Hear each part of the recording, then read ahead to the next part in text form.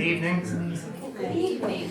Thank you for coming. I have delighted to see a packed house here, and I think we're ready to go, which is frankly unusual to be able to go on time. But I'm Phil Lawler. I welcome you here on behalf of the Center for the Restoration of Christian Culture at Thomas More. And I encourage you to come back. If you are here because you heard about this institution and this sort of lecture for the first time, I hope you will take the time to make sure you're on our mailing list, and you'll be apprised of all the events that we have here and around the college, and you will be, of course, asked to support them, which I hope you will do as well, with your attendance and your prayers, as well as perhaps your means. Tonight we have an appropriate topic for the day, for President's Day, a panel to discuss the question, do we still hold these truths? Now, when you say we hold these truths, immediately you think of the Declaration of Independence. We hold these truths, that all men are created equal, that they are endowed with certain unalienable rights. If you're a Catholic, particularly, familiar with the Catholic tradition, you might also think of "We Hold These Truths" as the title of a very influential essay by Father John Courtney Murray, the Jesuit scholar, who was instrumental in the Vatican II Declaration on Religious Freedom. That declaration remains controversial today. Also controversial is his essay entitled "We Hold These Truths," which you will find in a book by the same title if you look it up. And I think it's a very provocative essay. As I say, it remains controversial to this day. His thesis is that while the American founders were not inspired by the Catholic faith, nonetheless, those of us who are Catholics can accept the truths that are offered in the American founding. That is, we hold these truths, even if we didn't get there by the same intellectual journey.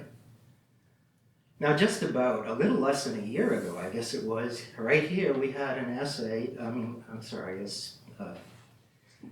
it wasn't an essay, it was a talk by Robert Riley on the American founding, and he made, and you can find it online on our website, he made a provocative argument that indeed the founders were inspired by the Catholic tradition, that the intellectual pathway that they found has been misapprehended over the years, that there's too much emphasis on John Locke's role in the American founding and too little emphasis on the role, the intellectual paternity of Catholic scholars of the Middle Ages, who were among the first to project the idea that government should be by and of the people. Well, that's what we're discussing here tonight. And we have a distinguished panel, and you probably already have seen some of the publicity on this, so I'll go rather quickly, but Robert Royal is a visiting fellow at Thomas More College and the Emeritus St. John Henry Newman Visiting Chair in Catholic Studies. He's the director of the Faith and Reason Institute and editor of The Catholic Thing. He's the author of a number of books, including The God That Did Not Fail, A Deeper Vision, and The Catholic Intellectual Tradition in the 20th Century. Many of you may also know him as a member of the Papal Posse on EWTN. Joseph Pearce is also a visiting emeritus holder of the St. John Henry Newman Chair in Catholic Studies at Thomas More. He is an acclaimed author, most recently of The Good, the Bad, and the Beautiful, but I don't have time to list all of the books he's written. He's a director of publishing for the St. Augustine Institute, a senior editor of the St. Austin Review, and a contributing editor to The Imaginative Conservative. William Fahey is the president of Thomas More College. His interests range from the church fathers to the agrarian movement and American craftsmanship. He has been published in the St. Austin Review, the Bryn Mawr Culture Review, Classical Review, Faith and Reason, among other places. And I look forward to a lively evening in which you will all have the opportunity after our speakers to become involved in our conversation.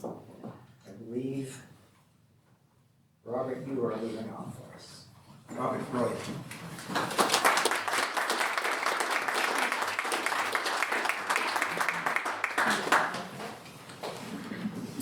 Thank you, Phil.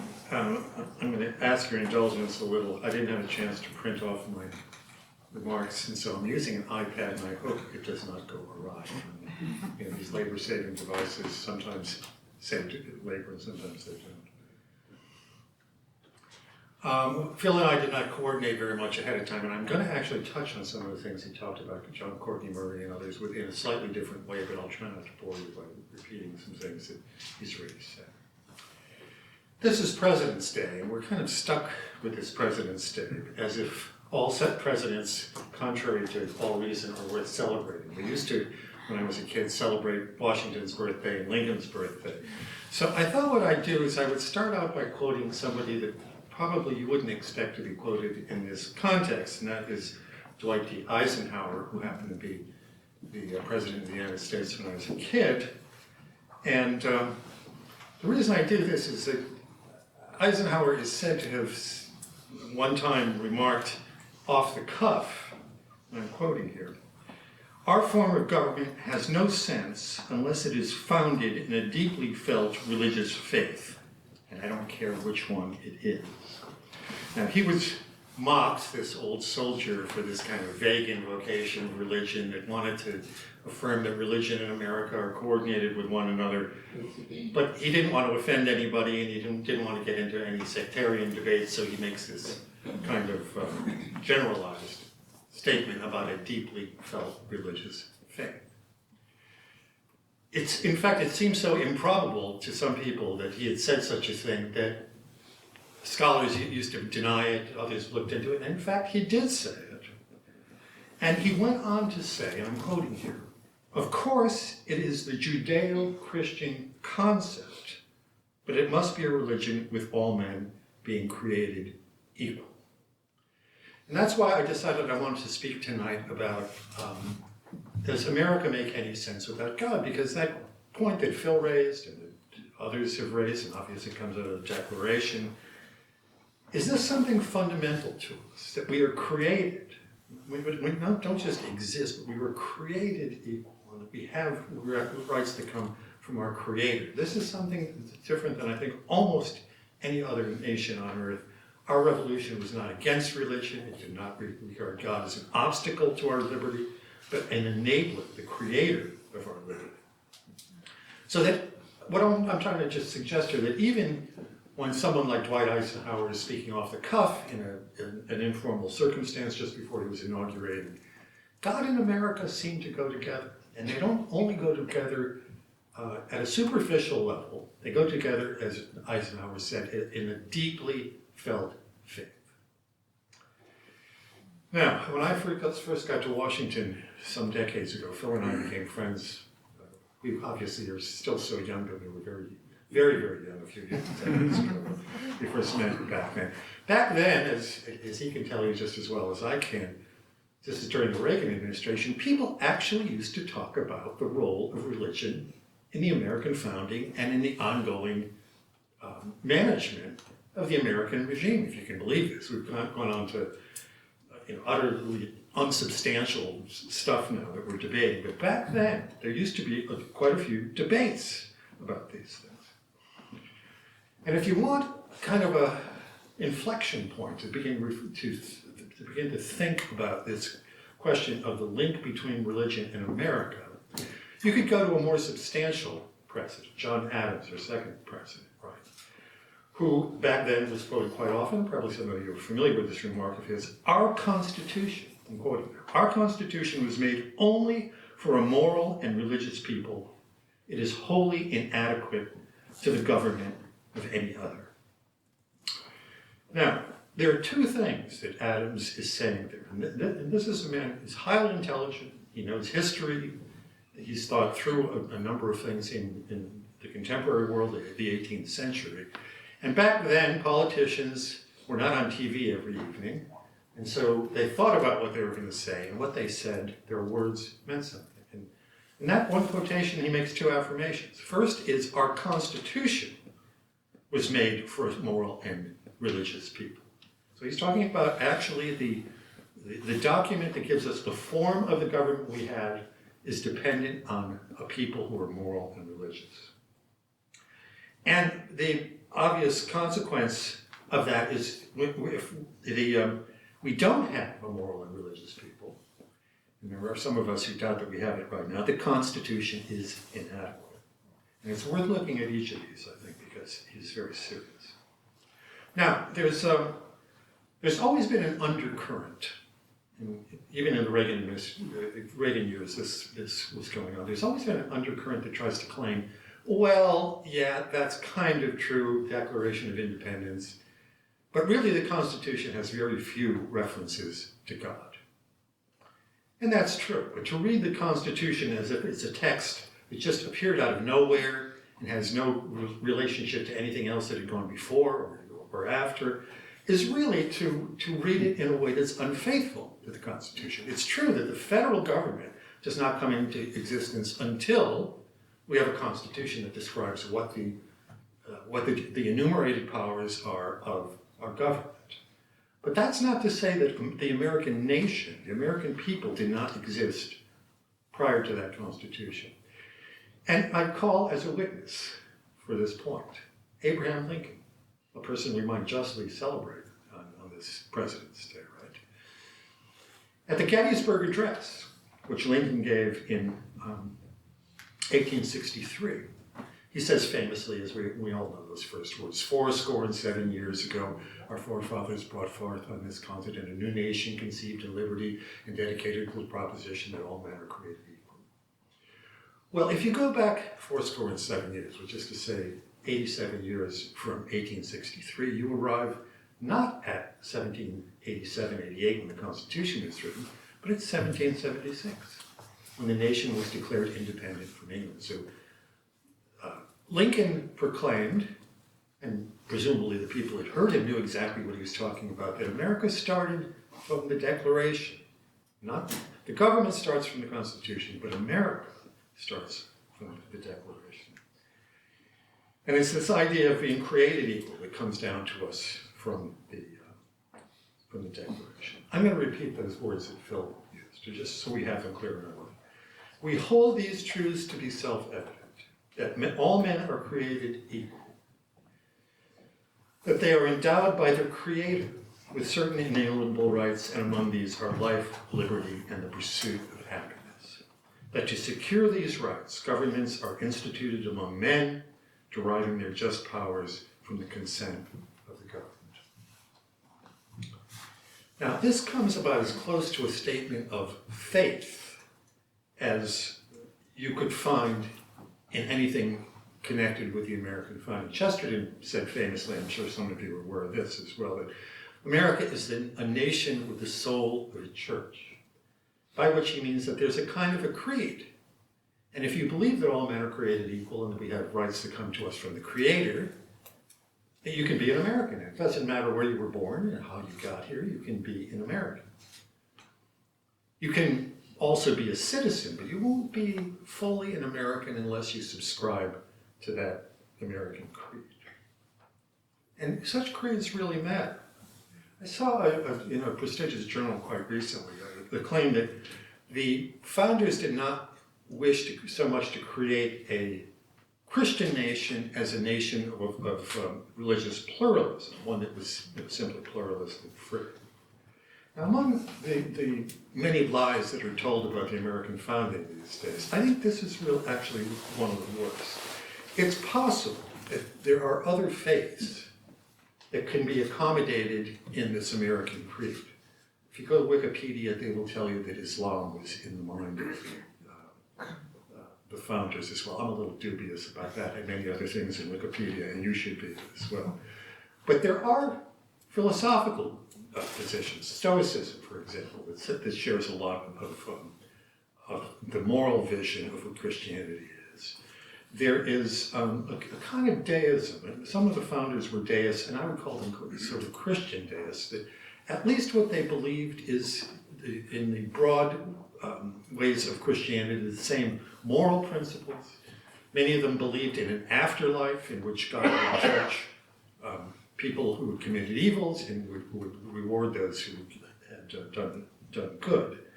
And that is really quite an important point that goes all the way back to Plato. Plato says that if there's no afterlife in which the injustices of this world are resolved in the next world, then this world is founded in injustice. So a lot hangs by that.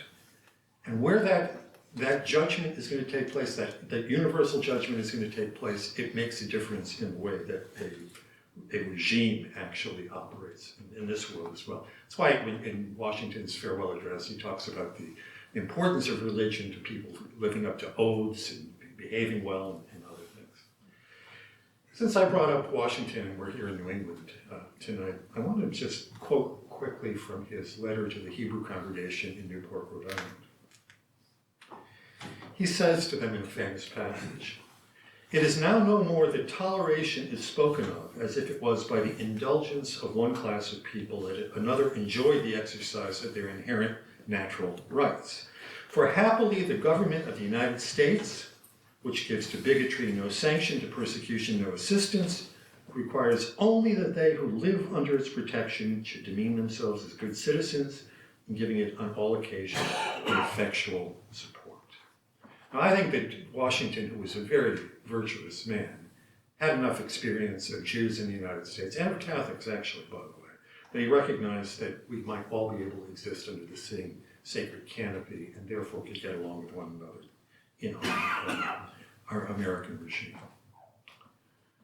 Thomas Jefferson, by contrast, was a very smart man. There's no question about how intelligent he is.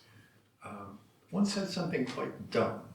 I don't know if this quotation is quite as familiar to you, but he once said, "The legitimate powers of government extend to such acts only as are injurious to others." So far, so good. "But it does me no injury for my neighbor to say that there are 20 gods or no God. It neither picks my pocket nor breaks my leg." That's from his notes on the state of Virginia, by the way, in case you want to look it up. But we live in a time when our legs are broken and our pockets are picked, and much worse, because of the false gods and no gods that lots of our fellow citizens believe in. And it beggars belief to think that what other people don't regard as limits on their behavior has no effect on the way that they behave in public. It makes a great difference to believe in those truths. We may not exactly think that they're self-evident, but believe in those truths that we're all involved in, or to believe that my truth and your truth can be whatever they are. And we find an awful lot of people alive today who didn't need to read Nietzsche, by the way, to decide that they can do whatever they want and follow out their own truth, as if they were gods in their own right. What people believe about God as and ultimate things matters also to governments. So my time is growing short, so I'm going to just very quickly refer to something that Phil mentioned, and that is Father John Courtney Murray, who Phil rightly said was involved in Vatican II in the Declaration on Religious Liberty, a very controversial position that is still being debated today.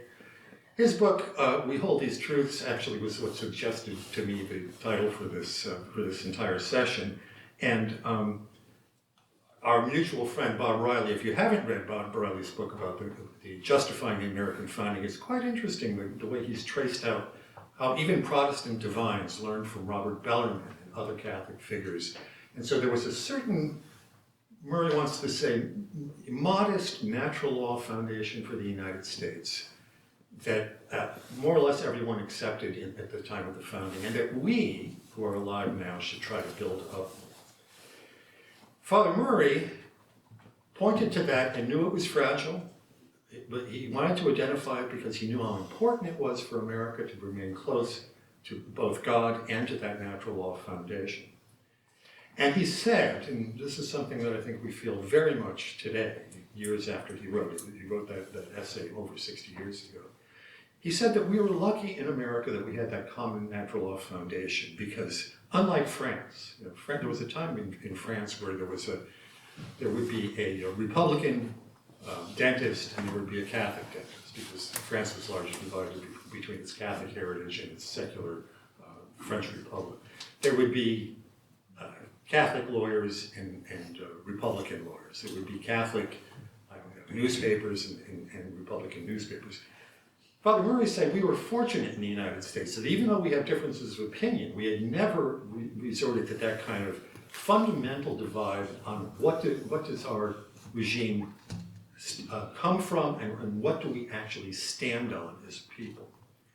Now, unfortunately, I think these days we know that kind of division is kind of creeping into the United States as well, right? And so on this President's Day, I think I would just like to parse out a little bit what he had to say about we hold these truths. Because equality is not the same as what's today called equity. In DEI, diversity, equity, and inclusion, equity means that all groups should be equally represented in every factor of life, and especially certain discriminators against ethnic groups and sexual minorities and races need to be represented equally, proportionately in every aspect of life.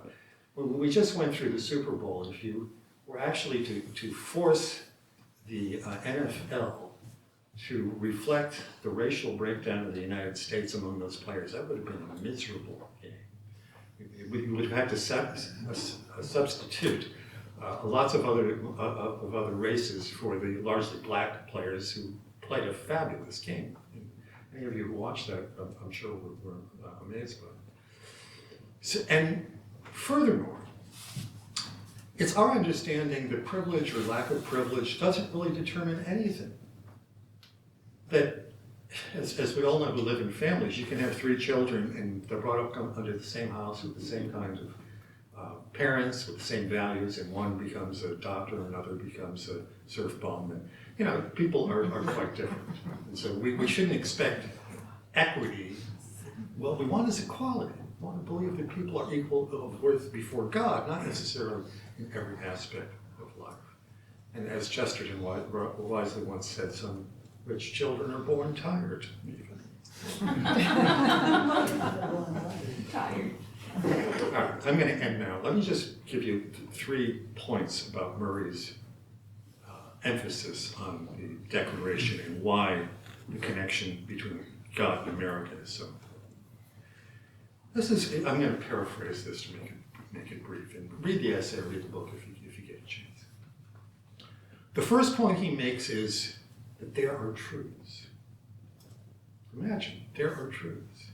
I mean, even today, if you say to someone, is racism wrong? There's not my truth and your truth about that. There's one truth about that. So Murray wants to say that not just life, liberty, and the pursuit of happiness, but there's truth.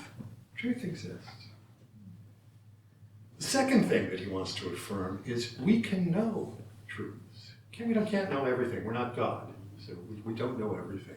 But there are truths that we are capable of grasping as human beings. And I think what he means to say by this is there's a certain type of agnostic who says, yeah, well, there's truth out there somewhere, but we can't really know it. No, Murray says, and he affirms with the founders, there are truths, and we can know what those truths are. And then I think he makes a third point, and to me, on this day, this is something especially worth affirming. He says, there are truths, we can know them, and we Americans hold those truths. We don't just know them intellectually, we hold to them because they are the truths. It's a stubborn prejudice, but they are the truths on which we stand. For example, that all people have human dignity. I read an awful lot of philosophers who want to find some reason why we have human dignity other than the fact that we're made in the image and likeness of God. And frankly, I'm not convinced. I think you can kind of have a utilitarian regime that says, we're going to respect one another because you're going to bother me if I bother you. But that's utilitarian. To actually affirm that every person that you see, every person that you encounter has dignity, has worth, I think only God is the answer to that question. And I think one of the reasons why we see people flailing with identity politics these days is we don't have that fundamental sense that we are holding on to that.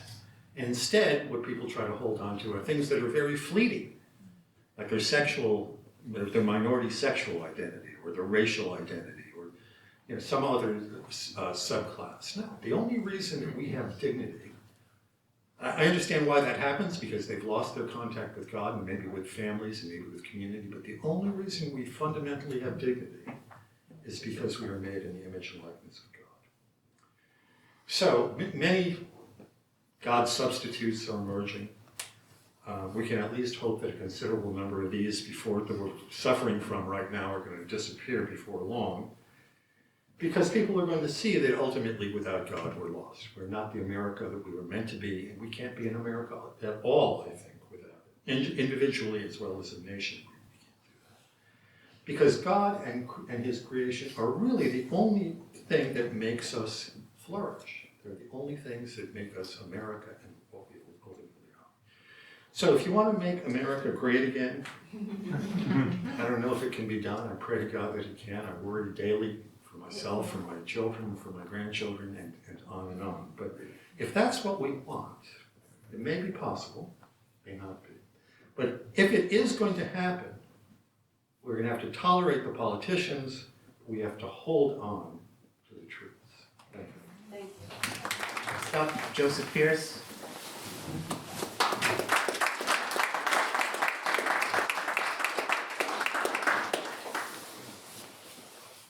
Somebody has a sense of humour. You invite an Englishman give a talk, President's Day. Well, I'm not foolhardy enough to talk to you about America, because I'm also a coward and I'm outnumbered. So what I thought I would do is to talk about nationalism and patriotism, which is, of course, something which is applicable to Americans and to Englishmen and to all people. So I'm going to frame it in terms of a discussion I had just a few years ago on the pages, if you want to call it that, the Imaginative Conservative. Then I'm going just to read something that I wrote on good and bad nationalism. I don't normally read my talks, but this is going to be short, so this at least guarantees I don't go on forever. So someone wrote an essay for the Imaginative Conservative talking about toxic nationalism, about the rise of nationalism in Europe and how it was evil and what have you. So I wrote a response asking what is nationalism, where I endeavoured to actually define the term and what it meant. And then this man, this person, I'm really saying that I don't want to mention his name out of deference to him. I'm not being, I think his anonymity is good. And he wrote a reply to me called Towards Patriotism, an alternative to nationalism, which is basically saying that patriotism is good and nationalism is bad. So I wrote a response to that, is nationalism and patriotism, what's the difference and does it matter? And basically later I wrote something that's good and bad nationalism, which discusses patriotism as well. So this should encapsulate what I want to say on this President's Day about my view of what is a good American and what is a good American policy as regards patriotism and nationalism. It's also applicable to good Englishman, good Frenchman, good Italian, something universal that we can all share. So good and bad nationalism. Nationalism has a bad name, and for very good reason. Much that is evil has been done in its name, and much other evil has been ascribed to it, justly or otherwise. Due to its bad name, it is customary to distinguish between patriotism and nationalism. The former is seen to be good, whereas the latter is seen as something that patriots need to avoid. Nationalism is considered a disordered distortion of patriotism, a disorientation which points the patriot in the wrong direction. In order to test these assumptions, it is first necessary to define our terms. Always a good idea. What exactly is nationalism, and how does it differ from mere patriotism? Let's begin with the latter, with patriotism. And I think Dr. Fahey may disagree with me, which is good because we need a debate. Patriotism is not a creed, or a political philosophy, or an ideology. It is only a feeling, an emotional impulse. It leads us to excitement at a sports event if our country is competing. It leads us to great happiness if our country triumphs, and to sadness if our country is defeated. It leads us to defend our country in time of war. It may affect the way that we vote in elections. It is, however, a thing of the heart, not a thing of the head. Nationalism, on the other hand, is a creed, or at least it has a creed. It is a political philosophy, or at least an ideology. It is not a feeling or an emotional impulse, but a set of political principles and propositions. It is not an emotional response to events, but a practical call to action in accordance with set intellectual principles. It is a thing of the head, not a thing of the heart. Let's look at a few established definitions of nationalism. The American Heritage Dictionary online ascribes 3 distinct definitions. 1. Devotion, especially excessive or undiscriminating devotion to the interests or culture of a particular nation-state. 2. The belief that nations will benefit from acting independently rather than collectively, emphasizing national rather than international goals. 3. The belief that a particular cultural or ethnic group constitutes a distinct people deserving of political self-determination. Merriam-Webster online offers the following definition: loyalty and devotion to a nation, especially a sense of national consciousness, exalting one nation above all others and placing primary emphasis on promotion of its culture and interests as opposed to those of other nations or supranational groups. Okay, definitions. The first of the American Heritage Dictionary's definitions subjects nationalism to patriotic devotion, stripping it of anything meaningful beyond mere emotional patriotism. Indeed, it is closer to being a definition of patriotism than of nationalism. The other 2 definitions are more helpful. The first emphasizes the goal and necessity of national sovereignty, the belief that a national government should conserve and protect the political and economic freedom of the nation from anything which threatens it. The second emphasizes that the cultural and ethnic identity of a people has inherent value and that such identity deserves to be preserved and protected. Merriam-Webster, by comparison, suggests, albeit subtly, that nationalism is inseparable from the sort of patriotic bigotry which exalts one nation above all others. It's about the perceived superiority of one nation over another. A nationalist believes that his country is better than other countries and it must therefore place itself above and in opposition to other nations or supranational groups. It is implicit in the Merriam-Webster definition that nationalism is inseparable from supercilious arrogance and belligerence. There is even the implicit suggestion that it's a form of racism. Comparing the definitions of these 2 dictionaries serves to remind the discerning reader and thinker that dictionaries can spin the meaning of a word.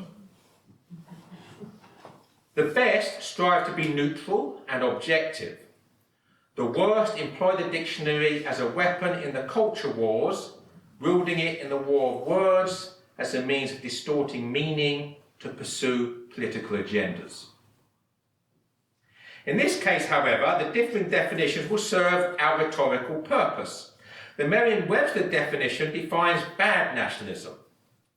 The American Heritage definitions define good nationalism. Both forms exist, and it is the former which has given the latter a bad name.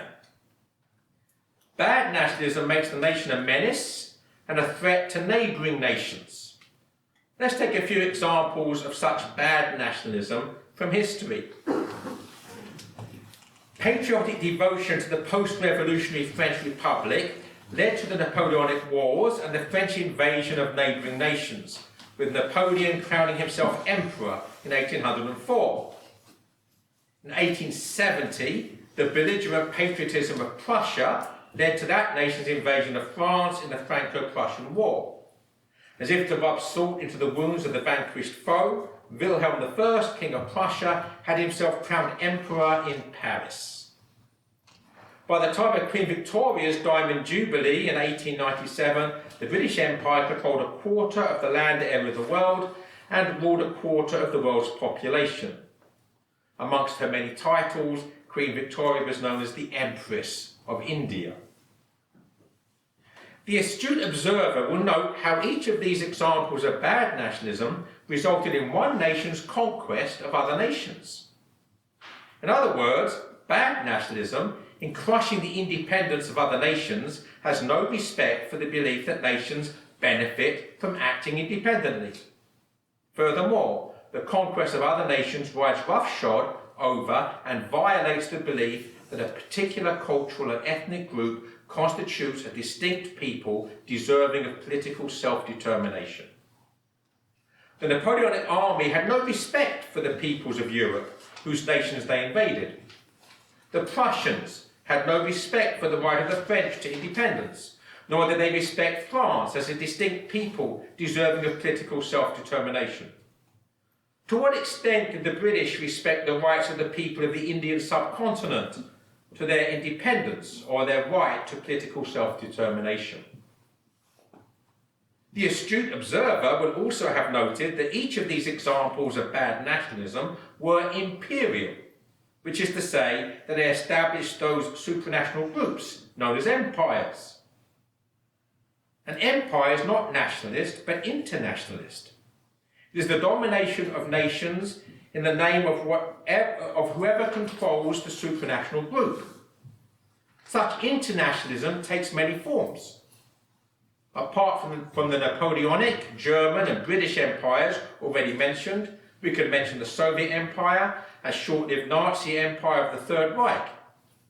We should also mention the current supranational empire known as the European Union, which is trying to destroy the independence of dissenting nations, such as Poland and Hungary, which are endeavouring to practice good nationalism in the belief that they can benefit from acting independently of draconian and destructive European Union dictates. Furthermore, the people of Poland and Hungary believe that they are a particular cultural or ethnic group, a distinct people deserving of political self-determination. A good nationalist rejoices in the good nationalism of other nations. He doesn't want his country to conquer other countries, any more than he wishes his country to be conquered. A good nationalist is never an imperialist, because an imperialist is an internationalist. A good nationalist believes that all countries, not merely his own, should benefit from acting independently from globalist demands that nations surrender their right to political self-determination to some unelected and unelectable supranational, global and globalist elite. We will conclude with a descent into tautology. Nationalism is only good if it is good nationalism. Like all human things, nationalism can be corrupted. Like all human things, it can succumb to the sin of pride and the prejudice that pride begets. Pride poisons nationalism, as it poisons everything. The spirit of good nationalism is therefore inseparable from the spirit of humility. It loves its neighbours. The good nationalist loves the good nationalists in other nations because they love their country as he loves his. A good nationalist knows that bad nationalism is merely imperialism wearing a patriotic mask.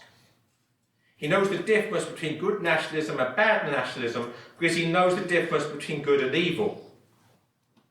He chooses the good. All good men who seek to save their countries from the grip of globalism need to become good nationalists. Thank you.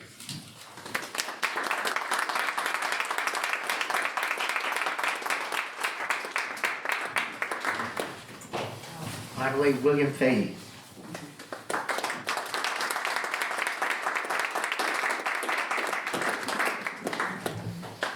I was recently in Kansas, and when I was in Kansas delivering a paper, there was someone there who watches this monthly, what is it, podcast, I don't know what these things are called, television podcast thing that Joseph and I and a few of our friends do, called The Troubadours. And they said to me, oh, I just love watching The Troubadours, I just love it. And I like what you do, how it's organized. You just wait till the end and then you rush in and you disagree with everyone. I don't do that intentionally, Joseph, but it seemed to do a lot, because Joseph even alluded to we would find something to disagree with. And part of me wishes that we were talking about imperialism tonight so that I could disagree with Joseph. It's funny, I think I'm more favorable to the British Empire than he is. And I think of things like the Byzantine Empire or the empire of under Constantine, and I think not so bad. But tonight, patriotism, and in particular, patriotism from a Catholic point of view. My wife asked me, what do you want to speak on? And I said, I don't know. Just let me answer a question, because then at least people will go away with something. And so the question that I'm attempting to answer is patriotism an obligation? Now, this is a question to me. I don't know if it's a question to any of you. It's a question to me because I have a certain background which is both sympathetic to the idea of being Catholic and American patriot, but also ambivalent about that. The ambivalence comes from the fact that I went to graduate school, and graduate school in the United States in particular is very good at beating patriotism out of you and turning you into, I suppose, a globalist. But my interests were always very much in the past and European, and so I had an inclination of not appreciating my own country. On the other hand, I have a very patriotic family, and I have very deep commitments to place, and there were certain stories passed down. So I'll give you three little anchors to why the issue of patriotism interests me. And it was sparked, first of all, it was sparked when the statues started being pulled down recently. That was the moment for me when I began to think, what exactly separates me from the people pulling down the statues? How would I understand that? I have a feeling that that's wrong, but can I move beyond a feeling? What makes one committed to a particular country? Here are the three stories about my family that I think spark my interest in patriotism. My great-grandfather, one of my great-grandfathers, a man named T.F. Callahan from Lewiston, Maine, was the first Roman Catholic to run for governor in the state of Maine. He was first generation from Ireland. His parents were from Ireland. He ran a department store. He became friends with Joshua Chamberlain, for those of you who know your Civil War. Chamberlain was in charge of the Republican Party. My great-grandfather was an Irish Catholic, and therefore by default he was a Democrat. He was disillusioned with the Democratic Party, and he came over and brought over a number of Catholics in Lewiston, Maine, to the Republican Party. He made a bid for the governorship and was very popular. This was in the age of the Know-Nothings, and there were riots over this. And so the bishop of Maine, actually at that time New Hampshire and Maine, Bishop Healy came to the House and appealed to him to put aside the race for being governor, because it would be bad for Maine, it would be bad for Roman Catholics if he pursued it because of riots and anti-Catholicism.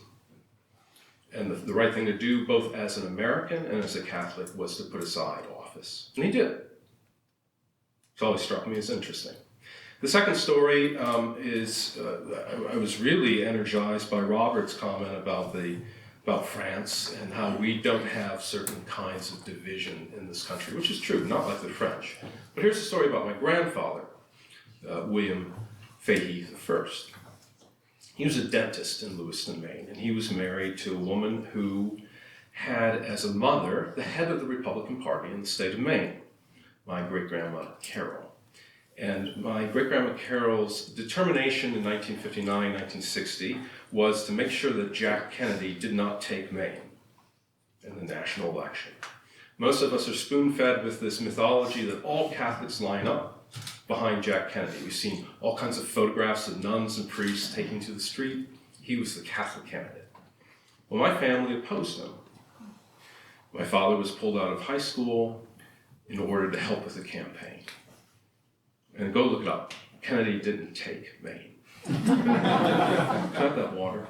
When Kennedy came on his whistle-stop tour of Lewiston, Maine, all my grandfather's business friends said to him, "Bill, we have to go down to the square in Lewiston because Kennedy's coming in, and we know you're a Republican. Every parish is going to be there, the Knights of Columbus are going to be there, we have to get behind Kennedy." And he refused. He didn't come. And it almost ended permanently his business. There was terrible division between Catholics based on politics. The third is the thing that intrigues me the most. I was born in Philadelphia, the place of the Constitution, in 1967. My father wasn't there because my father was a month into his deployment in Vietnam. He was at Con Thien at the time. He was not allowed to stay because, as he said, 1967, 1968 was a great year to be a Marine, if you like combat. And so I've always been proud of my father for that, but it's always intrigued me, and I've had interesting conversations with my father. Why did you become a Marine Corps officer? Why did you understand yourself as committed to this war? As a Catholic, as an American, which was it? So that's all in the background. Now, I have very little to say other than what I've tried to learn about patriotism. And so really, I'm just going to give two extended sets of quotations on trying to figure out what patriotism is. And what patriotism is, at least in the Catholic tradition, is a manifestation of piety, natural piety, the virtue of piety. Piety is a subspecies of justice. So the virtue of justice, remember, this is all moving towards answering the question, is patriotism an obligation? Just in case you drift off, yes. The answer is yes. To the extent that any virtues are necessary and obligatory, to the extent that justice is obligatory, a subspecies of justice is obligatory. Why?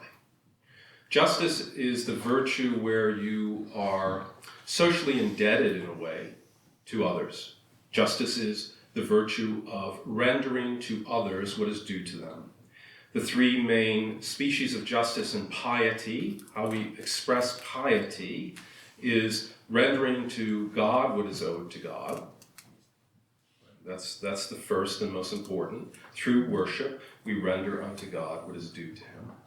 Second, we render unto our parents who gave us birth and nourished us in an immediate biological way what is due to them. That's the second part of piety, the second most important part of piety. And the third is your piety towards your birthplace, your patria in the Latin tradition, rendering what is due to the land and the people of that land that nourished you and supported you or formed you in your youth, and it's an obligation. Classically speaking, and St. Thomas continues this tradition. St. Thomas sets the tradition, or codifies the tradition in the Catholic Church of describing patriotism. We don't have this word in the Middle Ages, but what is the original Latin sense of patriotism is shocking. I'm going to shock you now with the original Latin expressions used that get translated over time as patriotism. In St. Thomas, who's building on largely Cicero and St. Augustine, right, the expression for piety in general, pietas, what is owed and how we owe it, is cultus. So, this makes sense when we think of justice towards God, piety towards the God, cultus towards God, but it's the same, it doesn't change the word as he moves through piety. So when we come to our parents, it's the cultus expressed towards our parents, and what we would translate as patriotism is cultus patriae. Now, how do we translate cultus? Do we want to say worship? Right? Most translations of St. Thomas use worship in all instances. Worship of God, worship of parents, worship of country. Maybe we want to translate cultus as deep, revered care, or something like that. In the Catholic social tradition, the language gets nuanced a little bit to caritas patriae, right? The deepest form of love of your country, or my favorite expression, patrium decus provehendum, patrius decus provehendum, which of course means what, Mr. Edholm? The advancement of the fatherland's glory. It's an obligation in the Catholic social teaching. The advancement of the fatherland's glory. Now,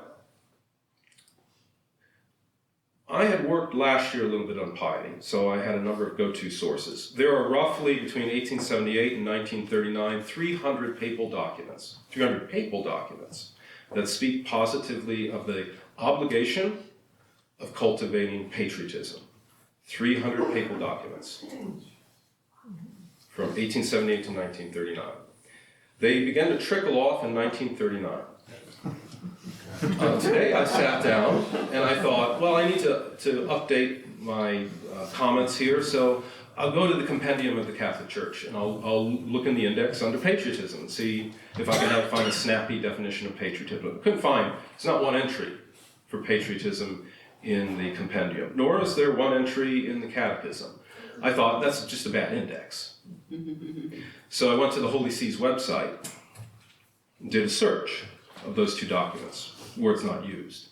So I did a search of the Holy See's website in toto, from the middle of Pius XII's reign on. You don't find the word.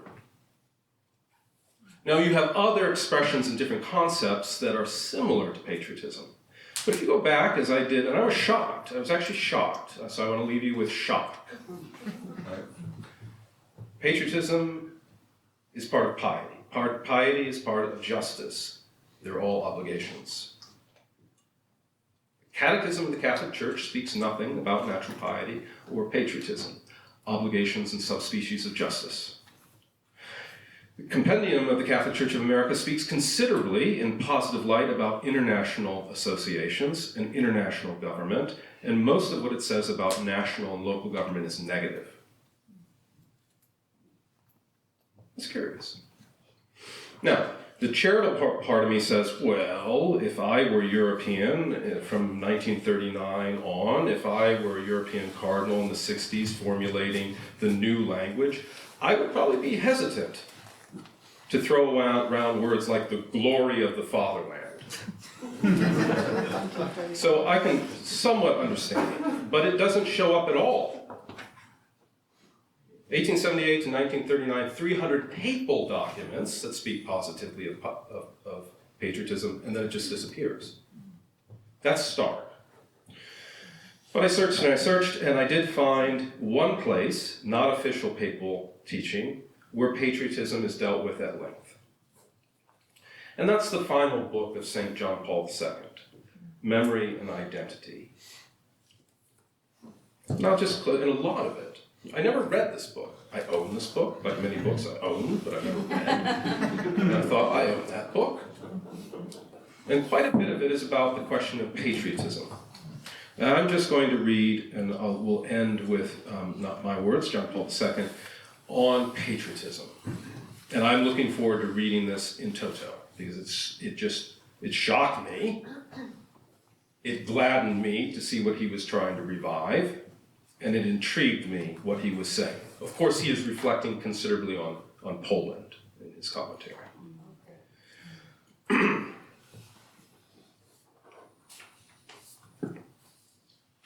If we ask where patriotism appears in the Decalogue, the reply comes without hesitation. It is covered by the fourth commandment, which obliges us to honor our father and mother. It is included under the umbrella of the Latin word pietas. I felt really good reading it. I'm so smart. I'm simply discovering what other wiser people have already said. Which underlines the religious dimension of the respect and veneration due to parents. We must venerate our parents, because for us, they represent God the Creator. In giving us life, they share in the mystery of creation and therefore deserve a veneration related to that which we give to God the Creator.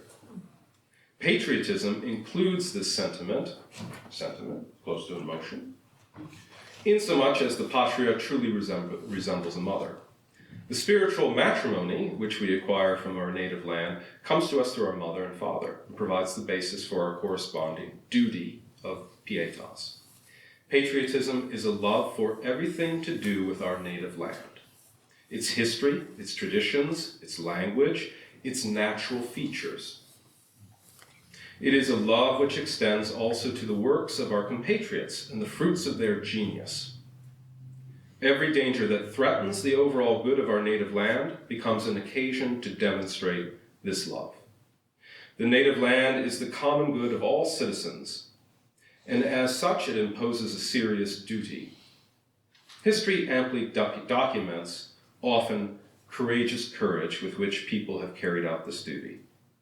The native land, then, is a complex reality, in the service of which social structures have evolved and continue to evolve, starting from primitive tribal traditions. The question arises whether this evolution of human society has reached its final goal. Did not the 20th century witness a widespread tendency to move towards supranational structures, even internationalism? And does this tendency not prove that small nations, in order to survive, have to allow themselves to be absorbed into larger political structures? These are legitimate questions. Yet, it still seems that nation and native land, like the family, are permanent realities. In this regard, Catholic social doctrine speaks of natural societies, indicating that both the family and the nation have a particular bond with human nature, which has a social dimension. Every society's formation takes place in and through the family. Of this, there can be no doubt. Yet something similar could also be said about the nation. The cultural and historical identity of any society is preserved and nourished by all that is contained within the concept of the nation. Clearly, one thing must be avoided at all costs: the risk of allowing this essential function of the nation to lead men to an unhealthy nationalism. Of this, the 20th century has supplied some all too eloquent examples with disastrous consequences. How can we be delivered from such a danger? I think the right way is through patriotism. So I found in that passage an explanation of why between 1939 up until the 80s, there's virtually nothing said about patriotism. A belief that patriotism had run its course, it was dangerous, and it was going to be replaced by supranatural nationalism. John Paul II, in that way that he does, leaves it as a kind of seminar question. It's a good question. What is the role of supranational bodies? But at the same time as leaving that part open, so that we can have a debate on imperialism, he does not leave open the question of proper nationalism or patriotism. He restores the classical and Catholic understanding that it is an obligation and a duty to be patriotic.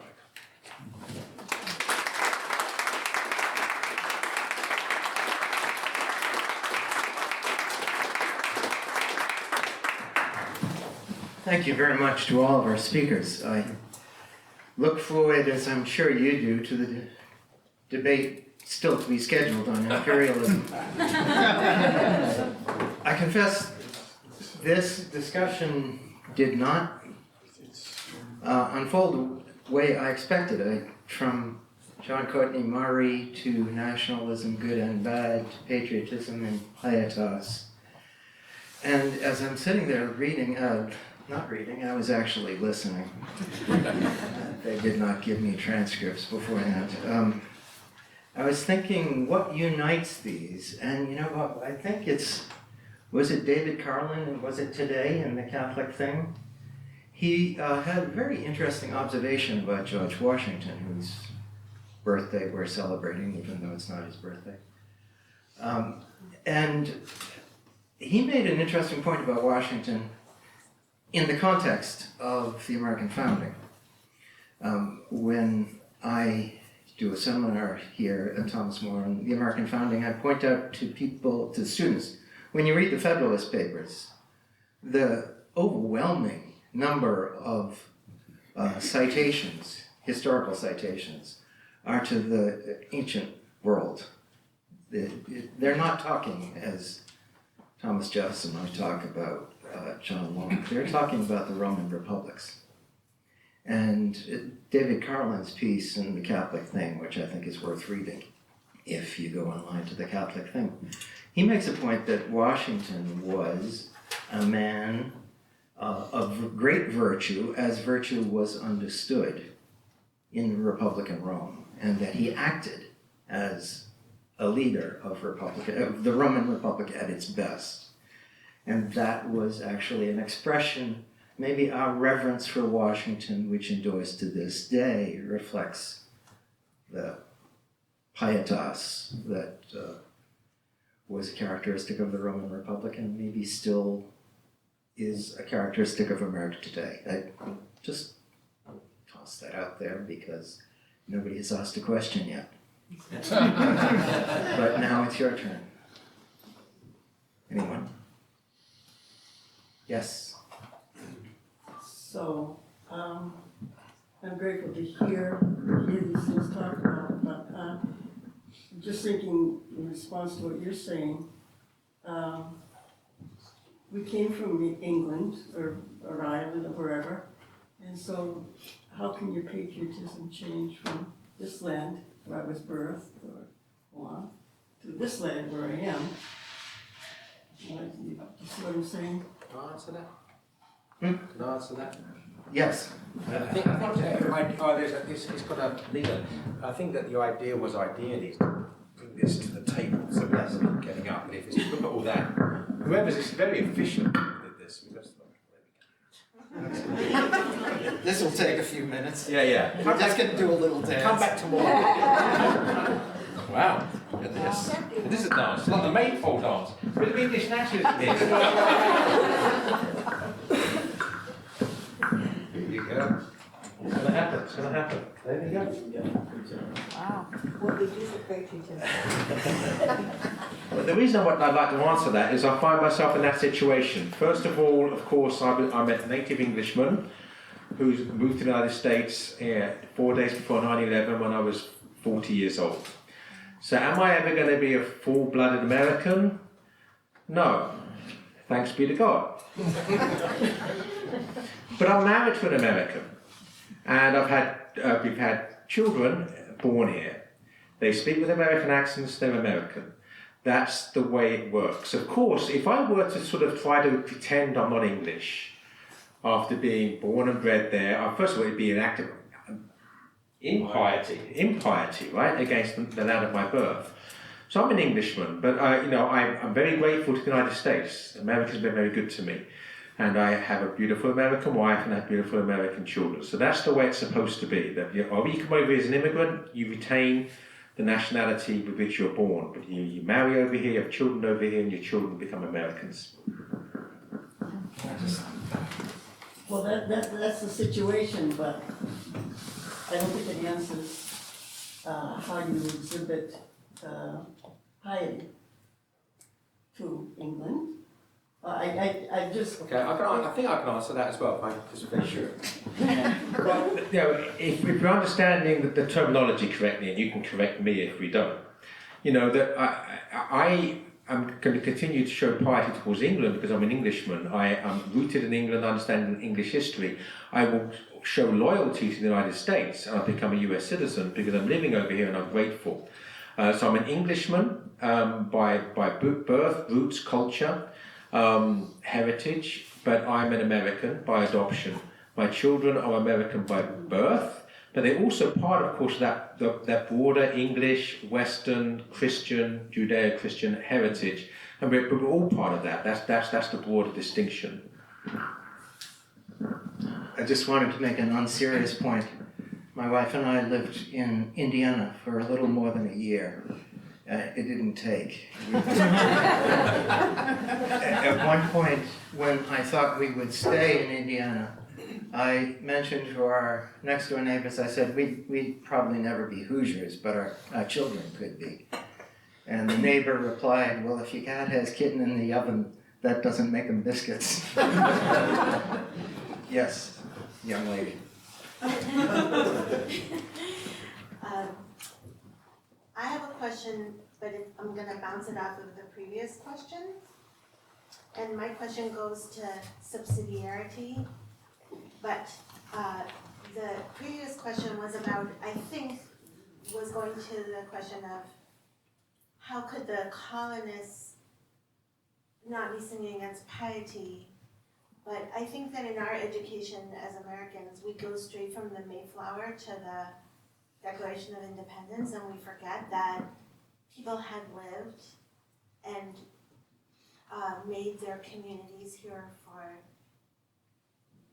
200 and even 300 years before the Revolution, and they had developed their own ways of life and their own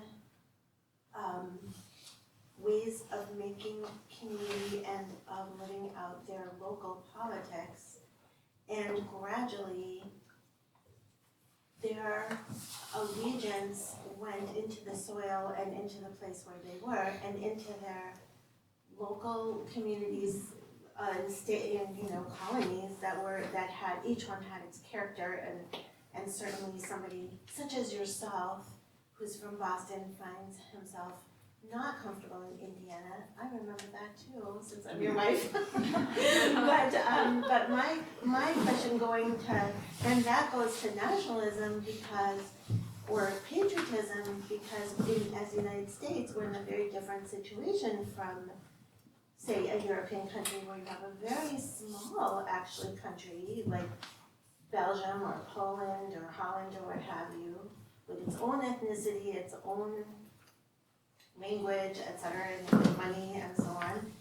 And so, but people know each other, they relate to each other, and for us, we have a very large country, so for us, that's an equivocal term, nationalism, because we do have our identities that are, and yet at the same time, we do form a republic. So maybe perhaps somebody on the panel could talk about subsidiarity, localism, and piety, and patriotism. Just a little question. If we had 2 semesters, maybe we could answer that question. You know, I'm reminded, I don't know if this responds exactly to what you're trying to get at, but look, patriotism, nationalism, a sense of belonging to a community is a spiritual thing. It has material and geographical and cultural elements, but there's something spiritual about the point at which you actually decide whether you've moved to a different country or not, that you belong to that country. And I think of a poem of Robert Frost that I'm very much impressed with, but hardly anybody knows. Let me see if I can recite this right. The land was ours before we were the lands. Does anybody know this poem? She was ours in Massachusetts, she was ours in Virginia, before we were her people. We were still England's, we're still colonial, possessing what we were not possessed by, some other stuff in the middle I can't remember right now. But it ends like this. Something we were withholding made us weak. Until we realized it was ourself we were withholding from our land of possession. And gave ourselves to her a gift outright. It's called, the name of the poem is A Gift Outright. Right? The gift. Here if you'd like to read it. Yeah, if you can bring me that. The deed of gift was many deeds of war, he says. Right? The deed of gift was many deeds of war. To the land vaguely realizing westward, but still unstoried, I lost it here, but still unstoried, artless, unenhanced, such as she was, such as she would become. So there's a giving, what you were talking about before the formal Declaration of Independence makes us a people. Of course, there is this history. And what I was trying to get at by referring back to the Declaration is there even is a creation of a nation prior to the creation of a federal government, which is an entirely different question as well. And I think one of the reasons why piety and patriotism and imperialism and whatnot all come in is because there is this spiritual dimension of belonging to a community. The human beings are not just isolated individuals, but the 20th century development of the philosophy of personalism is really, it's a kind of a counter-American element in one way, in that we profess to be individualists, but in fact, for most of our history, we were kind of communitarians because we had small communities. Virginia, where I live now, is very different than New England. New England is very different from the Midwest, et cetera, as Phil was suggesting. So I think the answer to your question is, yeah, there are a lot of moving parts in this, but it's not just a machine, it's also a spirit. This issue of subsidiarity and patriotism is interesting. I think that one of the reasons why we see a decline in patriotic sentiment in the United States is because of the even greater decline in local attachment. So when you are a Buckeye or a Mainer or a Granite State or wherever your region is, or even better yet, someone who lives in the Merrimack River Valley, etc., you have a very strong sense of what the place is and the people that are important. And you have an appreciation for that higher structure that can do certain things that you can't. National defense, coordination to a certain extent of the economy, etc. If you don't have any local attachment, then I think briefly for a time there can be a fleeting national attachment, but that's hyper abstract. And so that quickly will be eroded, and when that's gone, there's what we have now.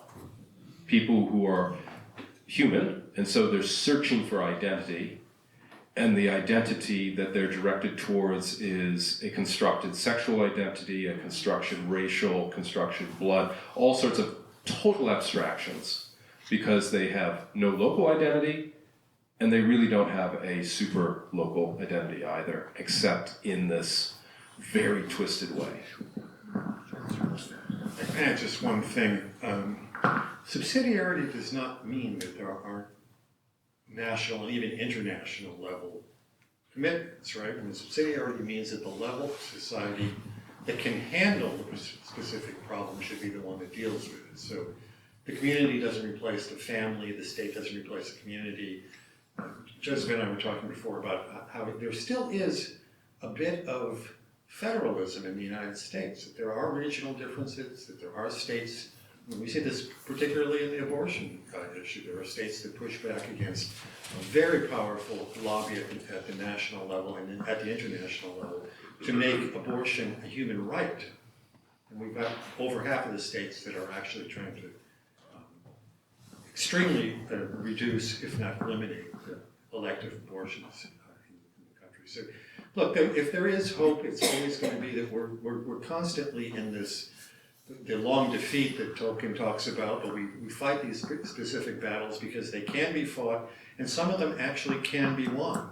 And we're lucky in America. I heard this from people from Latin America all the time, but we started at such a good level that even in our decline, we're still doing fairly well. And what I wake up every day frustrated that I can't do more than I'm actually doing. We each do what we can in whatever place we can. We hope that in God's providence, those things eventually have serious consequences. If I could just pick up a little on what William Fahey said about local attachment, and I think that there's something going on there that is detrimental to true patriotism, and I'm not sure how to address it. But for years, I was involved in local politics in the little town where we live in Massachusetts. And what... I'm sorry? My condolences to Yes, Massachusetts. Yeah, well, the fact that I still live in Massachusetts is a testimony Yeah. to my patriotism in a sense, because it's a crazy state, objectively, but it's my state. It's where I live.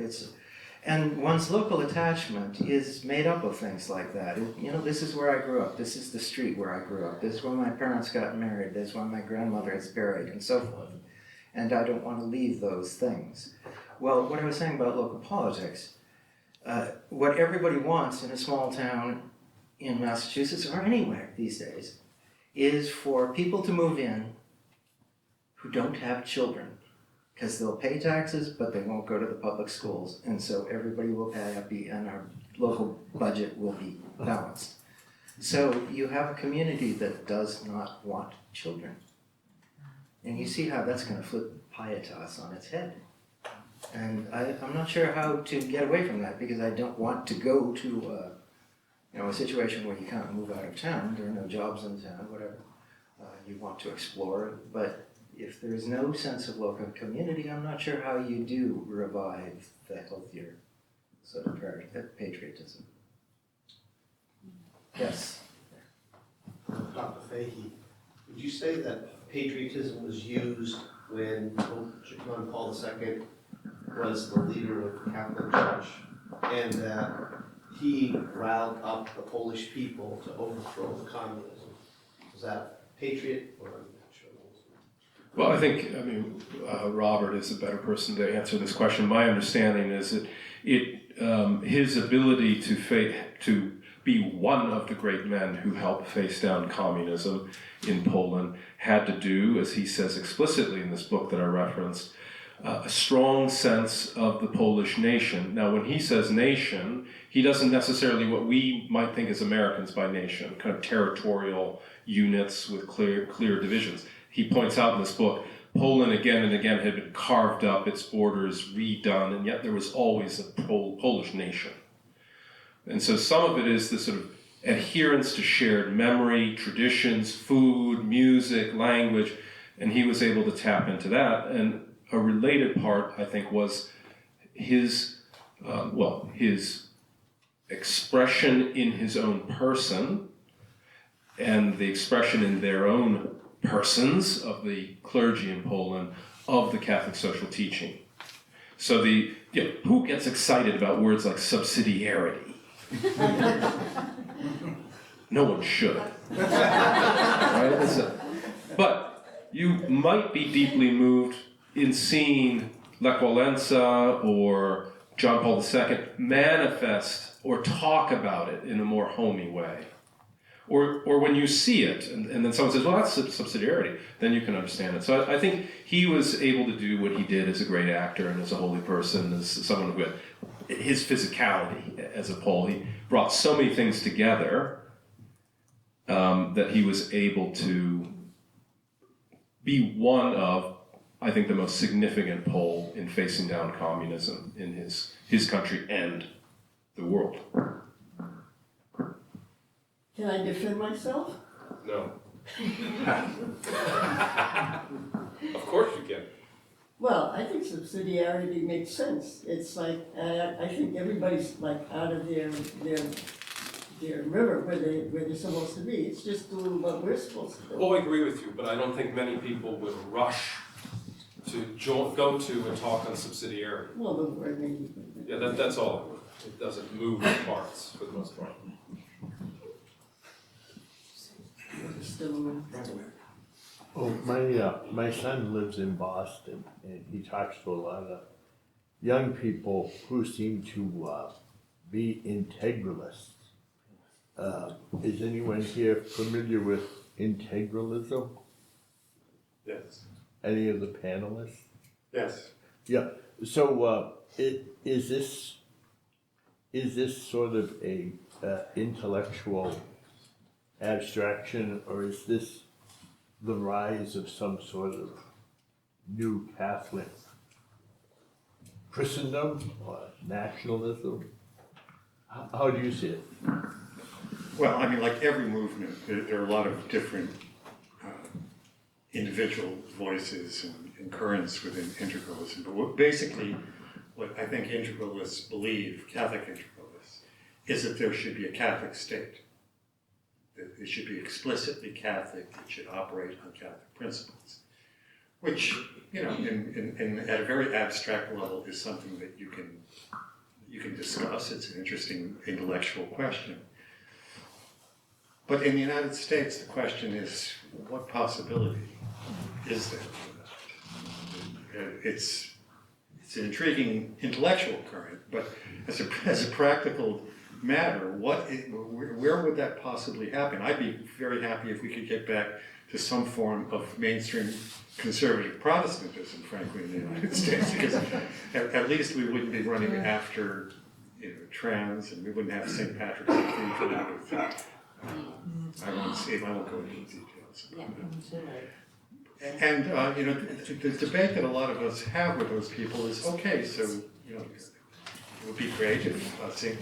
Louis was the king of the United States, but what is the point of that discussion? I mean, maybe it brings up some elements of what's missing in the politics that we have, or what possibilities might open up. But as an integral, you know, the word integral obviously means, you know, one whole. How you could unite Catholicism and the American regime, even at the best moment of the American regime, it's a stretch. Now the Englishman enters the conversation. I think the most important thing about integralism is that we have to understand that we really believe as an absolute principle that every nation should be under God. And the fact that the United States was founded as a pluralist entity creates practical problems. And there's a pragmatism that's necessary. Yes, we can't have perfection. Now, we are called to be like Jesus Christ. We have to understand what the absolute principle is. We need to become Christ-like. Will we become Christ-like? No. I mean, we hope to become more Christ-like, right? Every step in the right direction. Will we become the perfect human person that Jesus Christ was? No, we won't.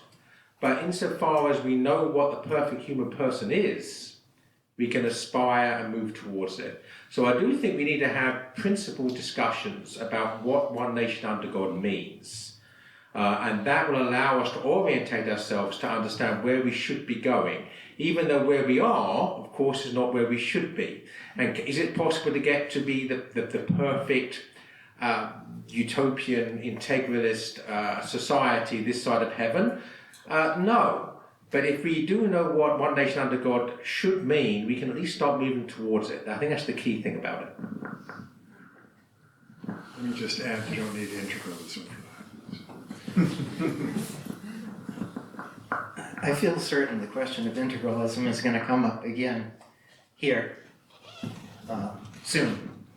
Stay tuned. Yes.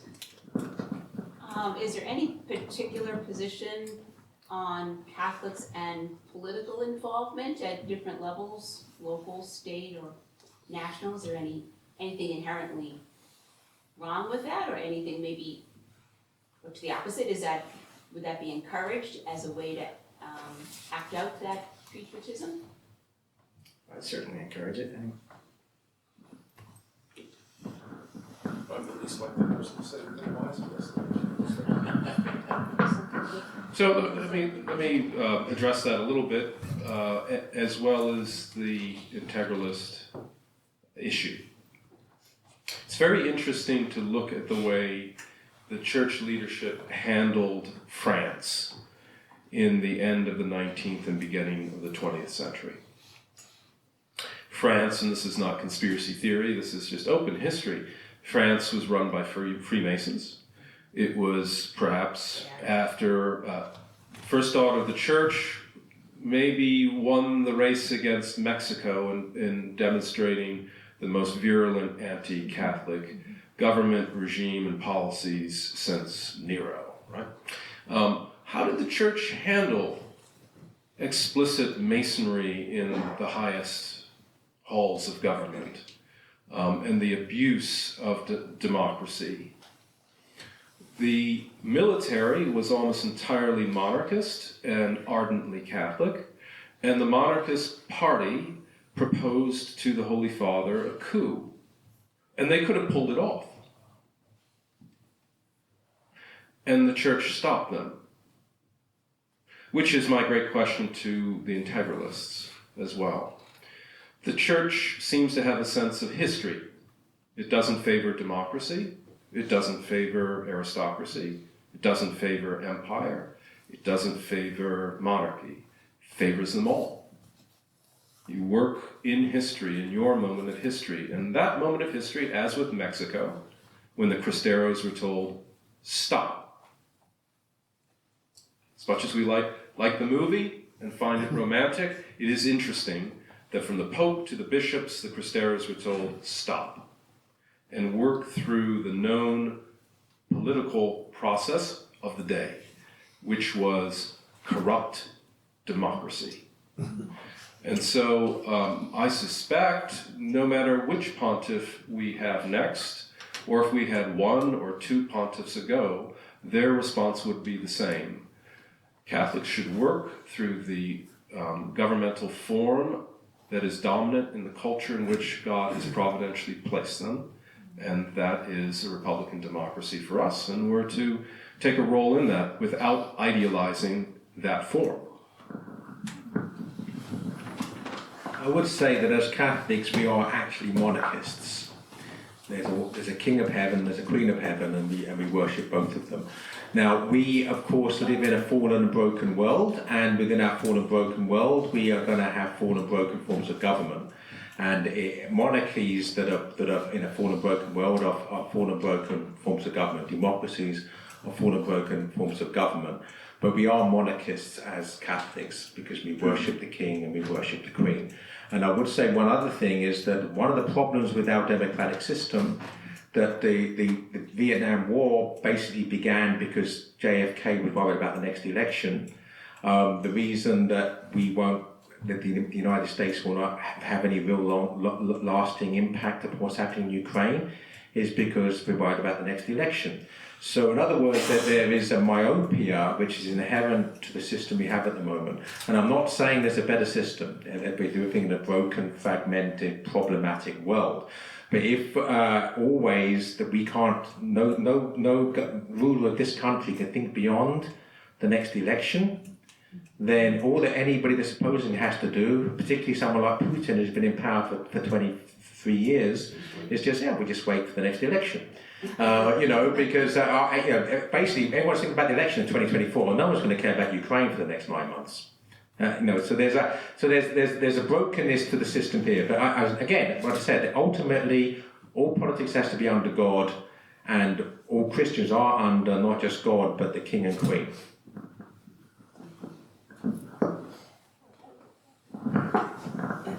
We have one more. You had your hand up for a while. My question's for Dr. Fahey, and it kind of is full circle back to the very first question. If Roman pietas is the kind of origins of it, and it goes back to Cicero and things, it also goes back to Aeneas, who has to abandon his country in order to be pious Aeneas. And so and the quote from John Paul II seems to really tie it into the land you were born in, but the origins of piety comes from exiles, and I just would like a little more elaboration on that. Well, yes, I think the Aeneid is a great book for us to look at. It addresses this question of what does an immigrant do. Virgil recognizes that the situation is tragic, He doesn't applaud or encourage exile. Aeneas is fated to be in exile, and he is pious because he's going to begin, even though he can't share in the joys of the future, he has a vision of the future, and he's going to begin a new people in a new place. Queen Dido is called impious because she wishes to trade away her attachment to the local gods and the local place. So Virgil is clear. Ultimately, piety is a love of the gods, love of the family, love of the land, but he has a sober understanding of human nature, and he recognizes the tragedy of human nature, and there's simply periods of time when a person or a generation must be involved reestablishing a tradition. I think most Catholics can right now appreciate that. I mean, I think about this all the time. I look at my children, I look at the students at my college, and I think, I am hopeful for you. You don't have to go through the same kind of transition that people who went through the 70s and 80s and 90s had to. I'm less sanguine than I was 10 years ago, but I do think that there are certain times where you have to gut out and reestablish a tradition that you yourself can't experience in your bones you can't experience in the same way that those born into the tradition. So that there are some who are just like Aeneas. They have to put the household gods on the shoulders, and they have to endure more than others do to reestablish a patria. And I think that's what the image that the Aeneid can give us. I just end by saying I do agree with Joseph, and I am a monarchist, and as Joseph knows. And yet I'm a monarchist like Belloc, who identified the strongest example of the medieval monarchy in America.